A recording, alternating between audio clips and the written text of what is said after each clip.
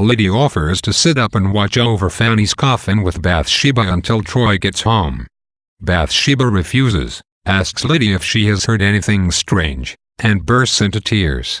Lydia leaves the room and returns, saying that a laborer's wife, Marianne Money, has heard that Fanny has had a baby. This is whispered, but the implication is clear. Bathsheba does not want to believe it.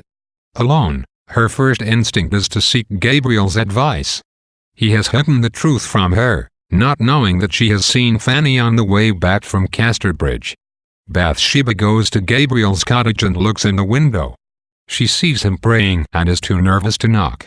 When she returns, obsessed by the uncertainty of whether the coffin contains a baby or not, Bathsheba finally takes a screwdriver and opens the lid of the coffin. Inside lies Fanny, with hair the same color as the curl in Troy's watch, and a baby in her arms. In a stupor, Bathsheba puts flowers around her in the coffin and waits for her husband to return.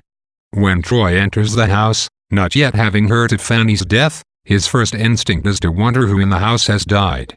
When he approaches the coffin and sees Fanny, he leans down to kiss her. He tells Bathsheba he has been a bad, black-hearted man.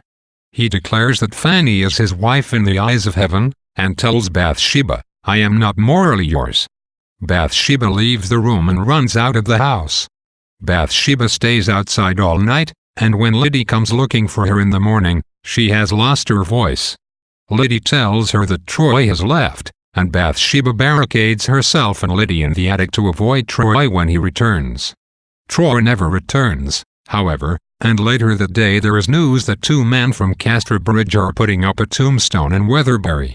Chapter 45 backs up and tells us what has happened from Troy's point of view. He has gone on Monday morning to meet Fanny and, not finding her at the appointed place, gets angry and goes to the Budmouth races instead. While there, he reflects and regrets not having made more inquiries in Casterbridge. He comes home to find Bathsheba in the room with Fanny's open coffin and a dead baby by Fanny's side. Troy spends his last £27 buying a gravestone for Fanny in Casterbridge. It is installed and he spends the evening planting an absurd number of flowers around her grave. Exhausted, he goes to sleep in the church overlooking Fanny's grave. Overnight, a strong rain comes. Through a twist of fate, the gargoyle on the church has a spout that, in heavy rain, pours directly onto Fanny's grave, displacing all the flowers and spattering the white gravestone with mud. When Troy awakes, he finds his hard work ruined. Discouraged, he does not attempt to fix it but leaves town. In the morning, Bathsheba learns that Troy has been seen leaving town, and she emerges from the attic. She visits Fanny's grave and sees the damage the rain has done.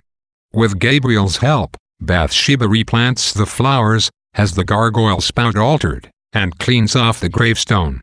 The inscription reads, "Erected by Francis Troy in beloved memory of Fanny Robin." Chapter 47 shows Troy wandering around the countryside. When he reaches the coast, he goes swimming, leaving his clothes and watch on the bank. As he swims, a current pulls him from shore, and he nearly drowns. At the last minute, a boat of sailors picks him up and saves him.